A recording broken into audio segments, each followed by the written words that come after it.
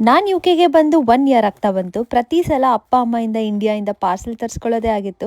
But this time ನನ್ನ parents and close ಒನ್ಸ್ಗೆ shopping ಮಾಡಿ you ಕೆಯಿಂದ India parcel ಕಳ್ಸೋಣ ಅಂತ ಅಂದ್ಕೊಂಡೆ. ನಾವೇ ಇಂಡಿಯಾಗೆ ಹೋಗ್ತೀವಿ ಅಂತ ಅಂದ್ರೂ ಫ್ಲೈಟಲ್ಲಿ ಇಷ್ಟೊಂದೆಲ್ಲ ವೇಟೇಜ್ ಅಲೋವೆನ್ಸ್ ಬಿಡಲ್ಲ. ನಾನು ತುಂಬ ಚಾಕ್ಲೇಟ್ಸು, ಬಟ್ಟೆಗಳು ಎಲ್ಲನೂ ಪರ್ಚೇಸ್ ಮಾಡಿದ್ದೆ.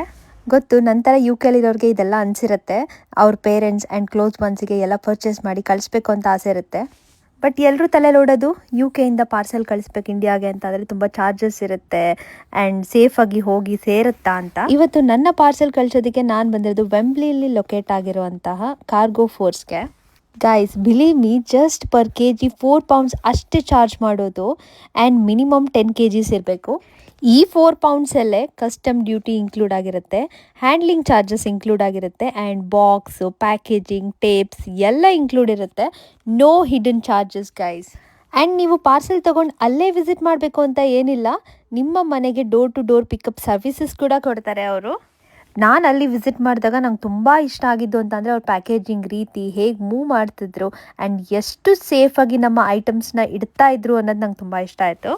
So guys, don't miss to send the parcel to your loved ones with cargo force.